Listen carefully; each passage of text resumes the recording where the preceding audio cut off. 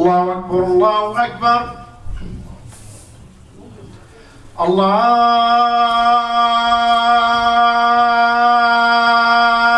أكبر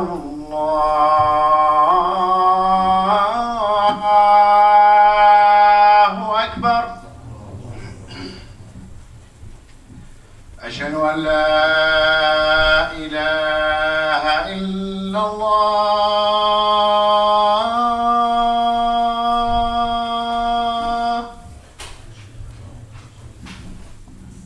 أشهد أن لا إله إلا الله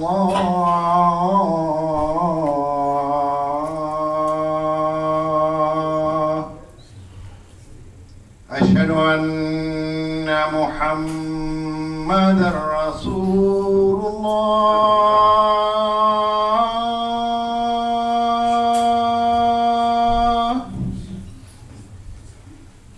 أشهد أن محمدًا رسول الله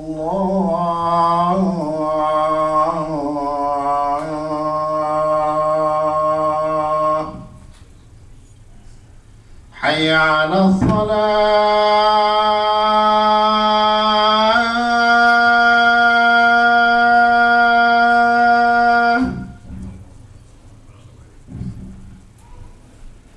حي على الصلاة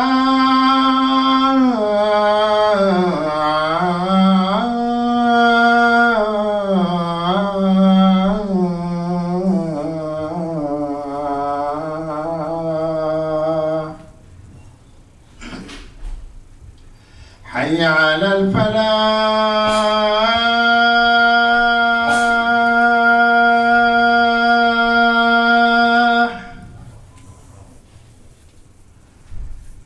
حي على الفلاح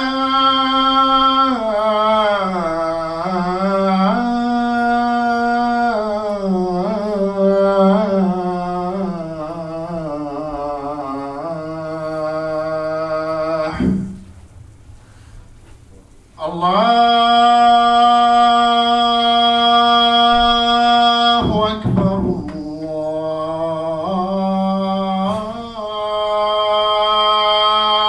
الله أكبر لا إله إلا الله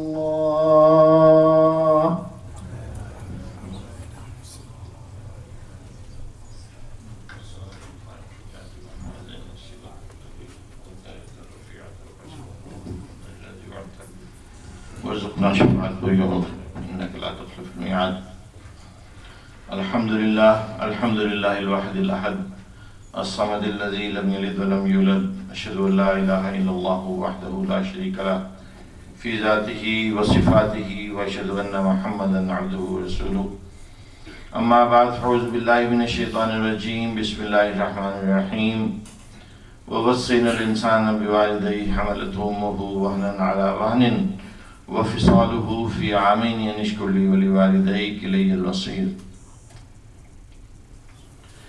And Quran says about the rights of your parents. We ordained that you do the best to your parents.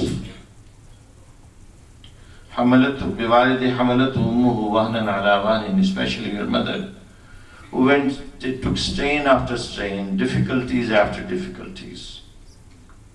وَفِصَالُهُ فِي عَامَيْنِ, and fed you for 2 years. أَنِشْكُرْ لِي وَلِوَالِدَيْكِ, be thankful to them. Because we celebrate Mother's Day, and here the Quran says it is not one day. The way mother has taken care of you years after years, you cannot compensate with one thing. In Quran and Ahadith, Prophet ﷺ emphasized the importance of the mother and also importance of the girls. Sa'ad bin Abi Waqqas was the person, he says, this ayah was revealed about me. He says, my mother was mushrika, and she said, Saad, if you would not leave this deen, I would die. I would go on hunger strike and I would die. Saad says, the Saad bin Abi Waqqas says, I said, Wallahi law kanat laki miyata nafsun, fakharajat nafsan ma taraktu dini, haza li shayin fa in shiti kuli, wa in shiti la takuli. Oh my mother, if you have 100 lives, and you die, whether you eat or you don't eat, I'm not going to abandon my deen. On one hand, the rights of the mother, and on the other hand, deen. There is no compromise. But accept this, even if they are mushrik, Quran says, be nice to them. If they are mushrik, the biggest crime in Islam, you be nice to them in this world, but don't follow what they tell you about your deen. Then Prophet ﷺ said, paradise is under the feet of your mother.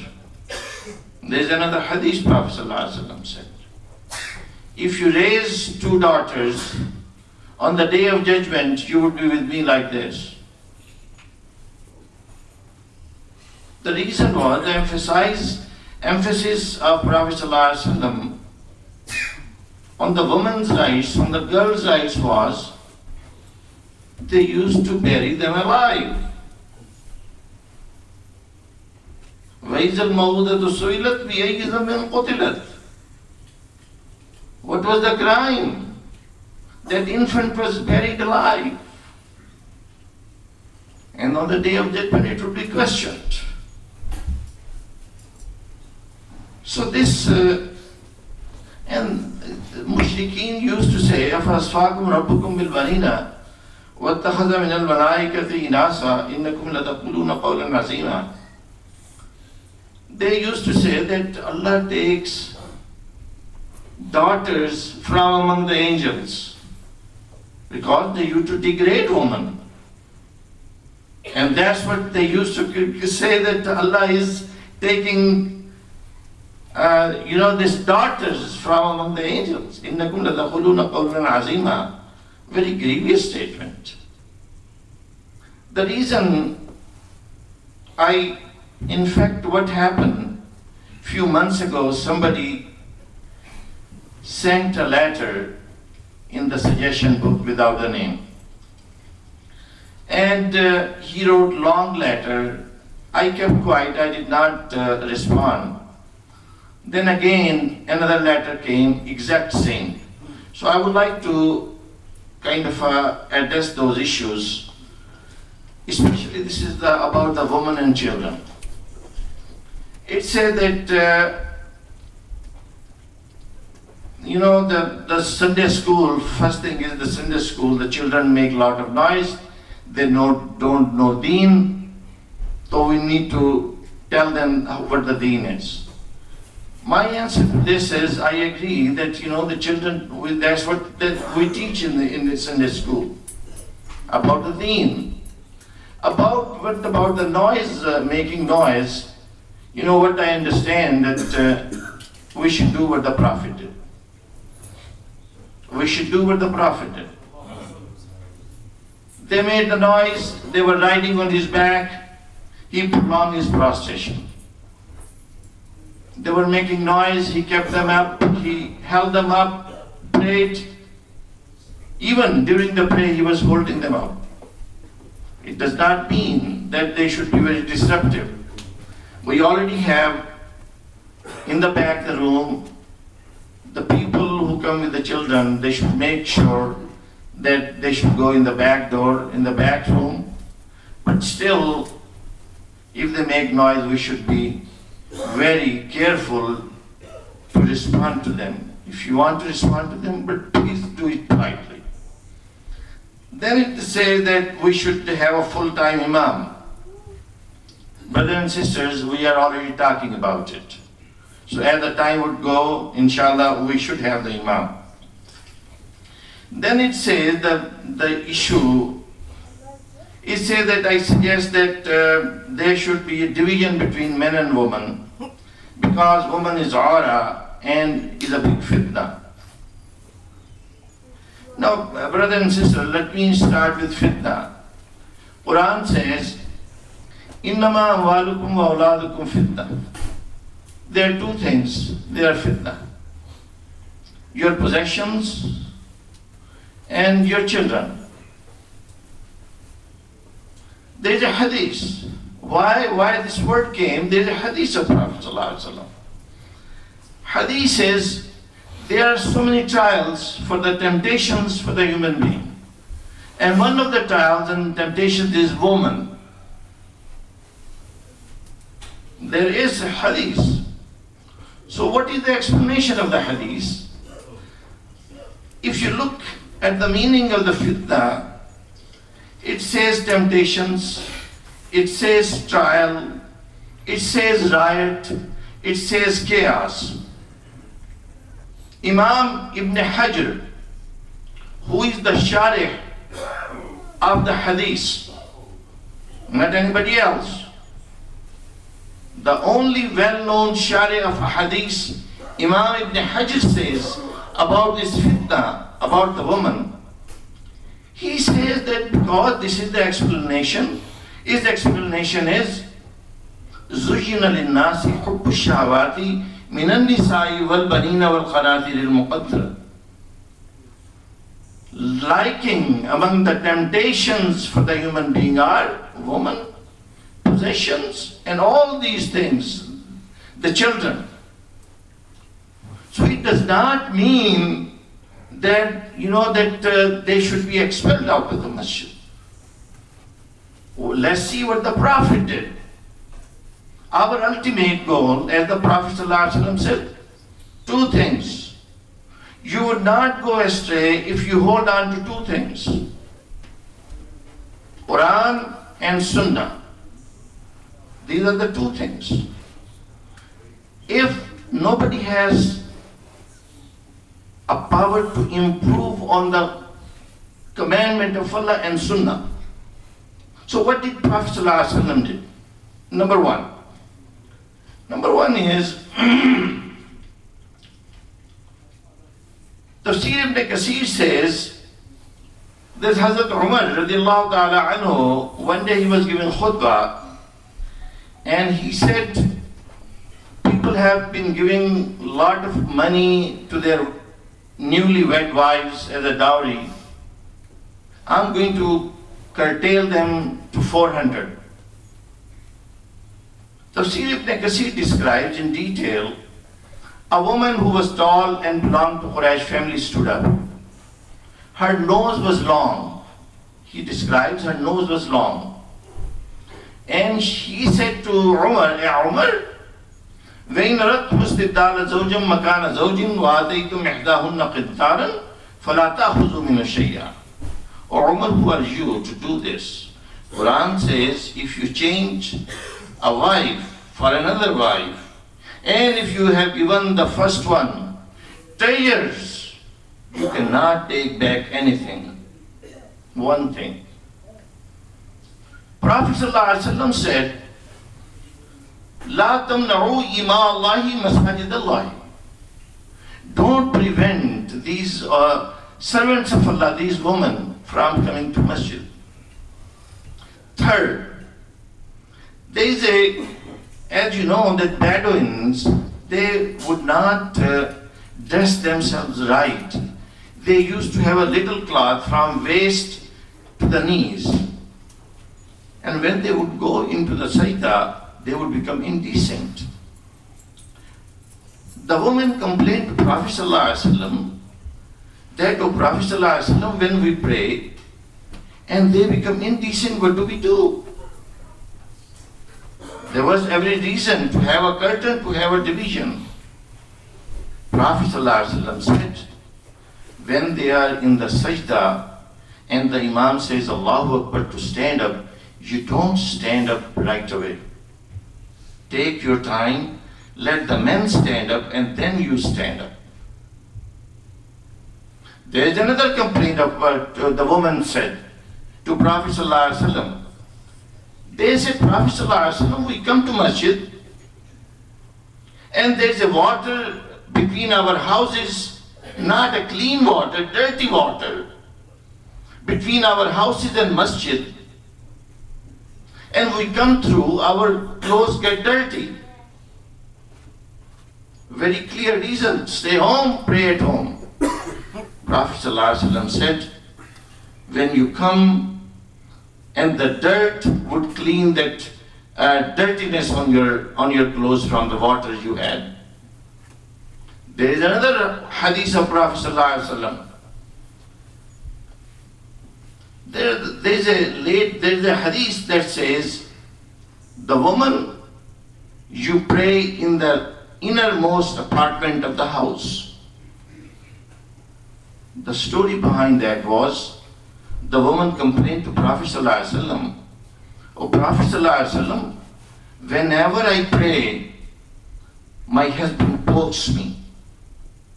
I cannot pray. He is so obsessive. He is so obsessed. He pokes me when I pray." That was the situation. Prophet ﷺ said, that lady, you need to pray in the innermost apartment of your house.